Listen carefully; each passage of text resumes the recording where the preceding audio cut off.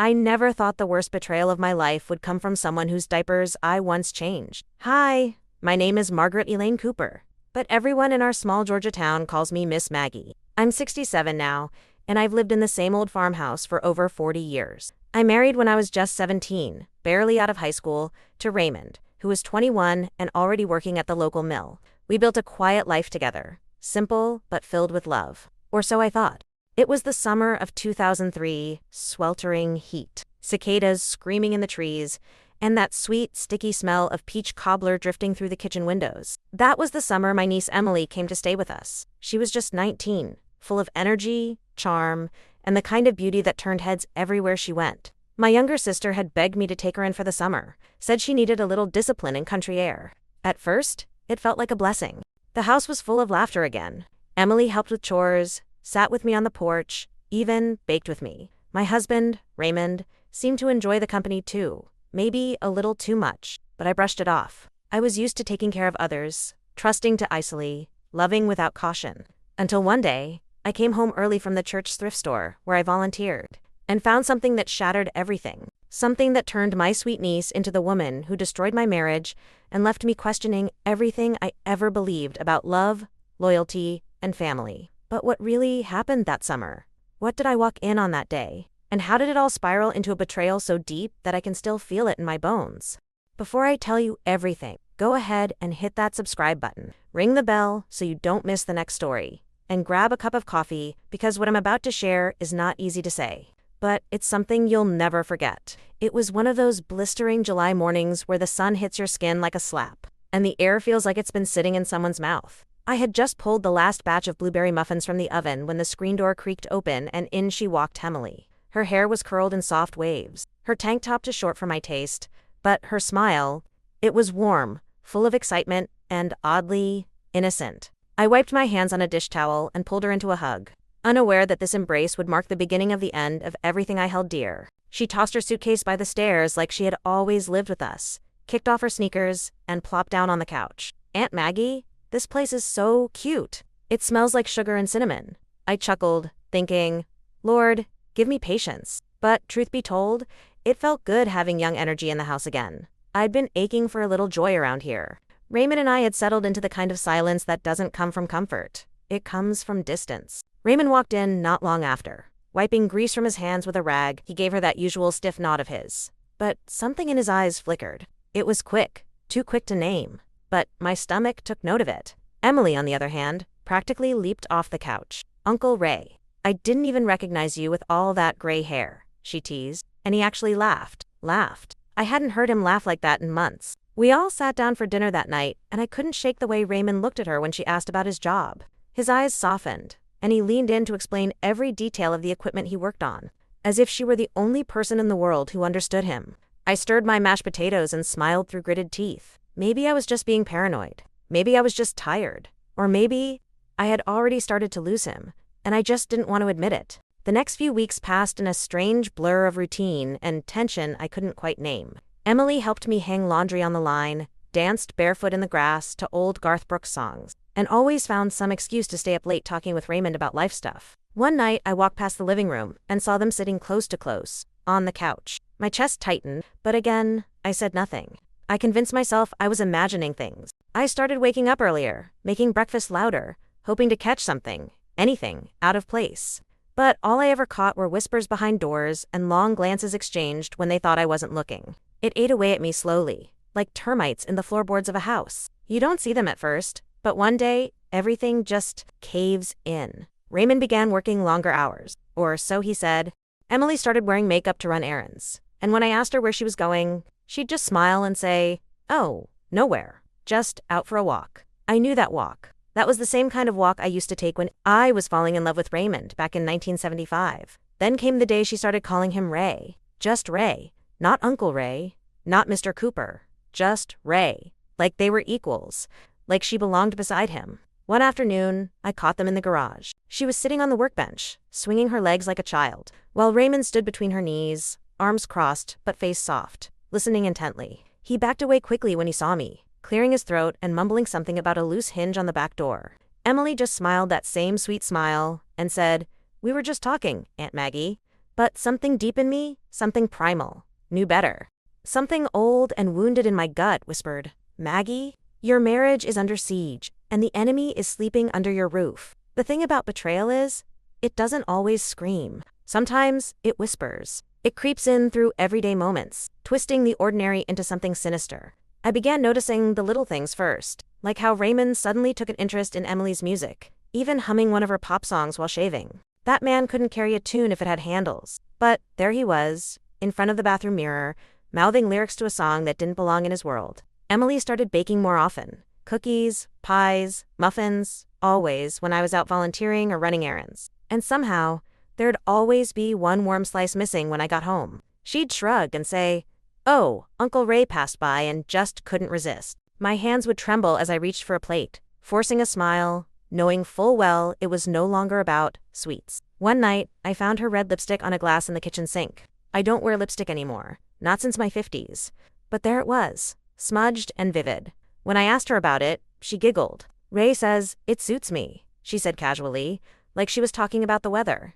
That name on her lips made my blood run cold. I started journaling. Not for reflection, for survival. I wrote everything I saw, every shift in tone, every lingering touch or shared look. It was the only way I could hold on to my sanity. I didn't want to accuse, not without proof, not without knowing I wasn't just being a paranoid old woman. Then came the night I heard them laughing in the shed out back. It was almost midnight. I peeked through the cracked window, my breath catching. They weren't touching, not yet.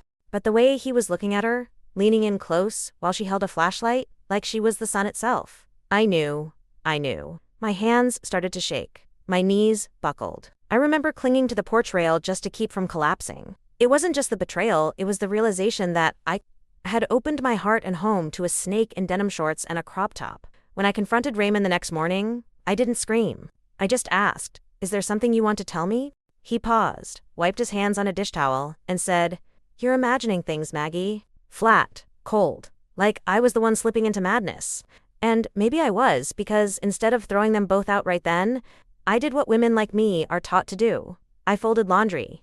I set the table. I kept pretending, because the alternative meant unraveling my entire life. But every plate I laid down felt heavier.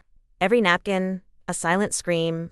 And in those quiet dinners filled with fake smiles and long silences, I realized I wasn't just losing my husband, I was losing myself. How long had they been slipping behind my back while I poured sweet tea and smiled through it all? How long had they been erasing me? It was a Saturday, the kind of sticky southern day where even the breeze feels like it's judging you. I had gone into town early to pick up peaches from the farmer's market. I was planning on making Raymond's favorite cobbler. Isn't that something? Even then, I was still trying, still hoping a warm dessert could fix a cold heart.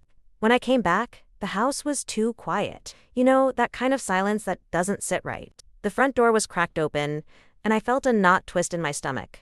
I called out, "Ray, Emily." No answer. Just the faint hum of the ceiling fan and the ticking of that old wall clock we got on our first anniversary. I walked into the living room and found Emily's sandal. Just one. Sitting by the foot of the stairs like it had been kicked off in a hurry, my heart started pounding. Something wasn't right. I moved slowly, like the floor might fall out from under me. I followed the faint sound of music coming from upstairs. Her phone, I realized later, playing some love song on a loop. And then I opened our bedroom door. They didn't hear me at first. Emily was on top of him, her back to the door, her bare skin glowing in the morning light. Raymond's hands were tangled in her hair and his mouth. God help me. His mouth was whispering her name like a prayer. I didn't scream. I couldn't. My throat closed up so tight I thought I might die right there on the threshold. Emily turned first. Her eyes widened, and she scrambled for the sheet, dragging it over herself like modesty could undo what I'd seen. Raymond just sat there, pale as a ghost, his mouth hanging open. "Maggie," he started, but I held up my hand. Don't you dare." My voice was shaking, but it came out clear. "You had her in our bed?" "Our bed?" Emily burst into tears. I didn't mean for it to happen. I was confused. I laughed. It was a sound I didn't recognize. Sharp, hysterical, ugly. "You were confused when you climbed on top of my husband in the home I let you stay in." Raymond stood up, the sheet wrapped around his waist like he was the victim here. "Maggie, I'm sorry. It just happened." "No, Ray. Affairs don't just happen. Peaches fall off trees. Socks go missing in the wash. You don't accidentally sleep with your wife's niece." I turned around and walked out. Down the stairs, out the door, barefoot and hollow. The gravel sliced into my feet. But I didn't stop. Not until I reached the church parking lot 2 blocks away. I collapsed on the steps and sobbed like a widow at her own funeral. Because that day, something did die. The woman I used to be. The days that followed were a blur of shadows and whispers. I didn't go home. I stayed with my friend Clara, who lived 2 streets over and had a spare bedroom filled with old quilts and the scent of lavender sachets. She didn't ask for details, just hugged me tight and said, "You don't have to talk until you're ready." I wasn't ready. I wasn't even sure I was real anymore. Meanwhile, the small-town grapevine, faster than any news station, had already gone to work. It started with subtle looks at the grocery store. Then came the hushed murmurs at Sunday service. I caught one of the deacons whispering to his wife, and when I looked his way, he gave me that pity smile. The one that says, "Bless your heart," but really means, "I wouldn't want to be you." People didn't need to know the full story. They filled in the blanks with their own poisoned versions. Some said Emily seduced Ray. Others said I had let myself go and drove him into another woman's arms.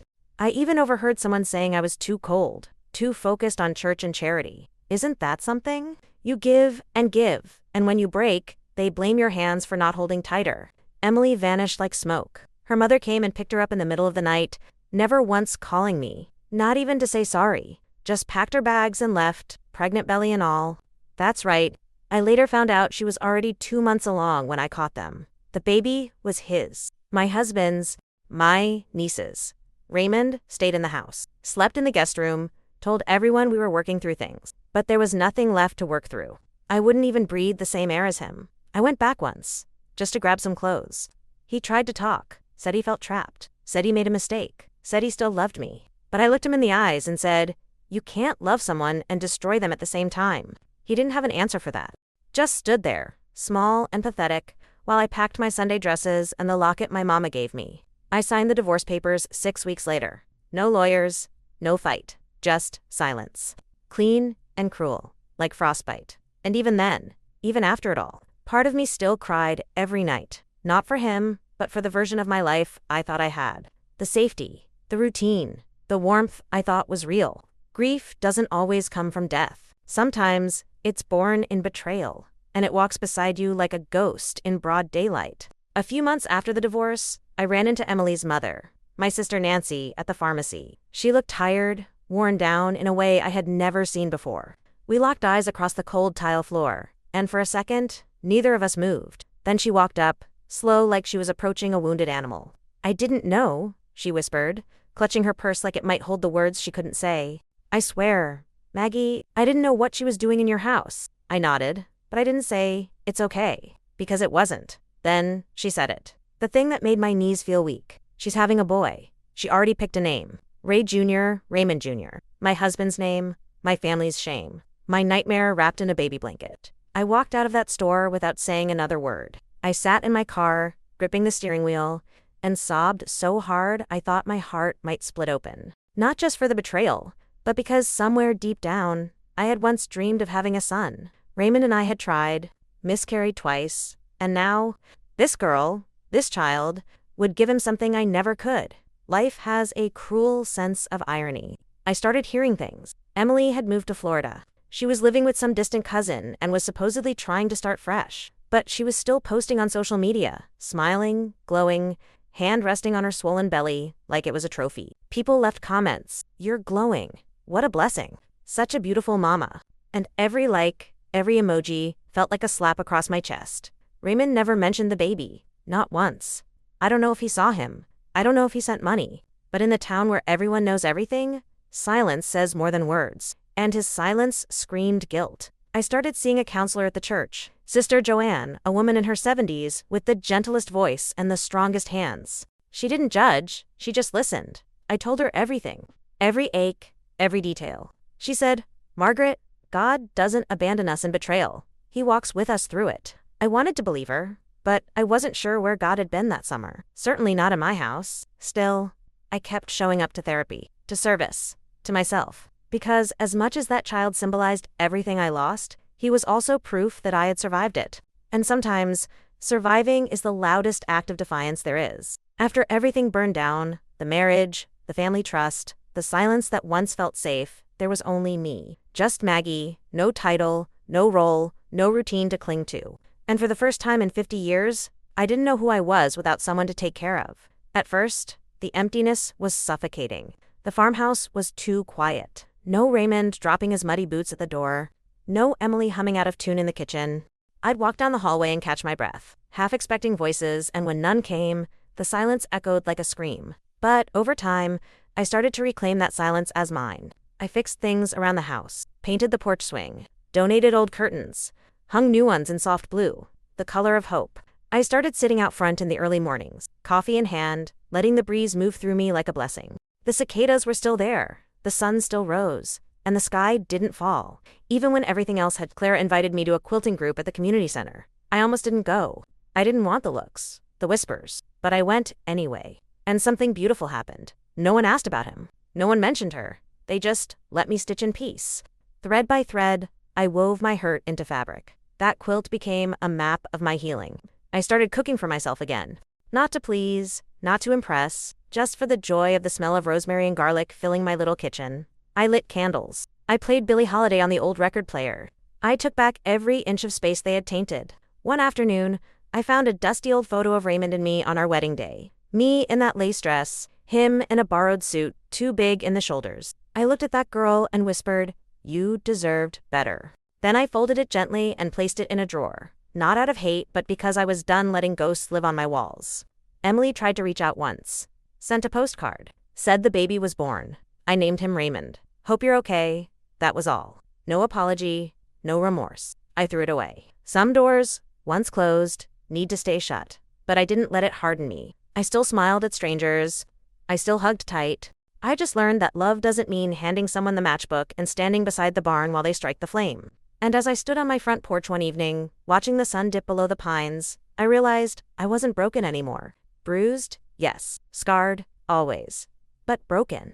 No. Because, even in ruins, a woman can rise. And I had. It was a Tuesday. I remember that because I'd just come back from the farmer's coop with a basket of squash and a bottle of local honey. I was still wearing my apron, dusted in flour. When I saw a pickup truck, I knew too well pulling into my driveway. Slow. Like it didn't belong there anymore. Raymond stepped out. His beard was longer, eyes tired, shirt wrinkled like he'd slept in it. He didn't come carrying flowers or apologies, just a paper bag of old tools he claimed were still his. "Didn't want to bother you," he muttered. "Just thought I'd grab these and go." I crossed my arms. "You could have called." He looked around, taking in the porch swing I'd painted, the wind chimes I'd added, the new welcome mat. "Looks different," he said. Like the house was no longer his. And it wasn't. He asked if he could sit. I didn't answer, just moved aside and let him choose the broken chair. I stayed standing. I wasn't trying to be cold. I just knew I'd never shrink again to make him feel comfortable. "I heard about your sister," he said after a long silence. "The baby. He looks just like me." I nodded once. I wasn't about to validate his need for legacy. Not after the way he ruined ours. Then came the question I always knew would come. One day. "Do you hate me, Maggie?" I looked him straight in the eye. "I don't have enough energy left in me to hate you, Ray. That kind of feeling takes too much space. I'd rather save what I have for healing." He looked down, ashamed. Maybe for the first time. "You loved her," I said. Not a question, just a fact. He shook his head. "I don't even know what I felt. It was stupid. I was lost." "Well, I found myself," I said. "While you were out losing everything, I found who I was without you." He stood, slower now. "I just wanted to say, I'm sorry. I let the silence sit between us like a fence. I forgive you, but I'll never forget." And with that, he left, walking out of my life, for good this time. I didn't cry. I didn't shake. I didn't flinch. Because the woman on that porch wasn't the same one who caught her husband in bed with her niece. She was someone stronger, someone whole, someone who had finally come home to herself. It took me nearly a year to speak it out loud, the whole story, start to finish. Until then, it lived inside me like a storm held behind closed doors. But one morning, over coffee and cinnamon toast, Clara said, "Maggie, you don't have to carry it alone anymore. Say it out loud. Let it breathe." So I did. I sat at her kitchen table and told her everything. The porch swings and the lipstick, the baby, the betrayal. The moment I opened that bedroom door and lost everything I thought was mine. And do you know what happened when I spoke it out loud? I didn't fall apart. Instead, something in me clicked. A part of my soul that had been frozen started to thaw. I didn't need people to pity me. I didn't need validation. I just needed to hear my own voice telling the truth. Because for so long, I'd been silent. Not just about Ray and Emily, but about all the things I let slide for decades. Telling my story gave me back my name. Not his wife, not her aunt, just Maggie. A woman who was hurt, but not destroyed. A woman who was fooled, but not foolish. I started sharing pieces of it with other women at the quilting group. First, just little lines. Then, whole scenes. And something amazing happened, one by one. They started sharing too. Stories of husbands who cheated, sisters who betrayed, sons who walked away. Stories they'd buried under casseroles and Sunday hats for years. We cried together, laughed through tears, stitched not just fabric, but pieces of our pain into something warm, something real. That's when I realized our stories are what make us human. And when we tell them, we take back our power. One of the younger women, Jenna, asked if I'd ever consider recording it. Your voice, she said, it's like a front porch in July. Familiar, strong. People need to hear it. So I started writing, then recording, just into an old tape recorder at first. I didn't know if anyone would listen, but I knew I had to let it out. And when I hit play on that first tape and heard myself say, "My name is Margaret Cooper, and this is how I lost everything and found more than I ever knew I had," I cried. Not because I was broken, but because I had found something whole. After I started sharing my story, first with the church group and then online through short recordings, I didn't expect much. Just a few women in town, maybe tuning in, nodding along while folding laundry. What I didn't expect were the letters. Dozens of them. Then hundreds. They came in plain envelopes with shaky handwriting. Emails from addresses I didn't recognize. Private messages on a community site where Jenna helped me upload the recordings. Women from all over the country, Alabama, Michigan, Oregon, writing to say, "Me too. I was married for 32 years before I found out about the affair," wrote a woman named Ruth from Ohio. "I stayed quiet because I didn't know I could leave." Another, from a retired nurse in Texas, "You gave me courage, Miss Maggie. After listening to your story, I packed a bag and walked away from a man who hadn't loved me in 20 years. These women weren't weak. They weren't bitter. They were survivors. They were just waiting for someone to break the silence first. Someone to say, "You're not crazy. This did happen. And you can survive it." And there were others, too, the silent sisters. Women who never wrote back, but who I saw quietly listening week after week. They'd sit in the back pews at church, nodding as I passed. They didn't need words. Just knowing someone else had walked through the fire and lived to tell about it was enough. Some of the letters made me sob. Some made me angry. Not at the women, but at the patterns. The way so many of us are taught to smile through betrayal, serve dinner after being shattered, stay for the sake of shame. But others made me hopeful. Women who had rebuilt, remarried, reclaimed their joy. They told me how they found themselves in gardening, in travel, in grandbabies, in solitude. They taught me that there's life after heartbreak. Not a shadow of what was, but something new, something even stronger. I made a scrapbook of those letters, bound them in a leather journal with the words to the women who lived embossed on the cover. Whenever I feel the past reaching up to choke me, I open those pages and remember, I'm not alone. We are never as alone as we think. Our pain connects us. Our healing binds us. And when one woman speaks, she lights a path for the others still walking in the dark. People love to say, "Just forgive and move on." As if forgiveness is a button you press. As if years of betrayal can be washed away with a single prayer or a deep breath. It doesn't work like that. At least, it didn't for me. Forgiveness came slow, not as a gift for Raymond or Emily, but as a release for myself. Holding on to anger felt like drinking poison and waiting for them to hurt. Every time I replayed what I saw in that bedroom, it was me who lost sleep, me whose stomach turned, me who couldn't breathe. And eventually, I realized I was punishing myself for what they had done. I started small. At first, it was just not speaking their names out loud. Then, it was allowing myself to say, it wasn't my fault. Because for so long, I blamed myself for not seeing the signs, for being too trusting, for not being enough. But the truth is, I was never the problem. They were. I forgave Raymond the day I stopped needing an apology. Not because he earned it, but because I refused to let his choices define the rest of my life. I forgave Emily not because I wanted to rebuild a relationship. I didn't, but because I refused to carry her shame on my shoulders. Forgiveness didn't make me weak. It made me clean. Clean of their lies, their guilt, their grip on my peace.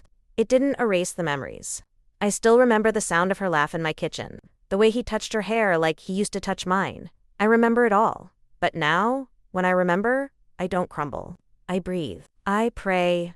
I rise. And maybe the most powerful moment of all was when I stood in front of my mirror one morning, looked at my reflection, puffy-eyed hair in a messy bun, coffee-stained shirt, and said, "Maggie, I forgive you, too, for staying too long, for breaking quietly, for not knowing how to leave. Because now I know. Forgiveness isn't about forgetting what they did.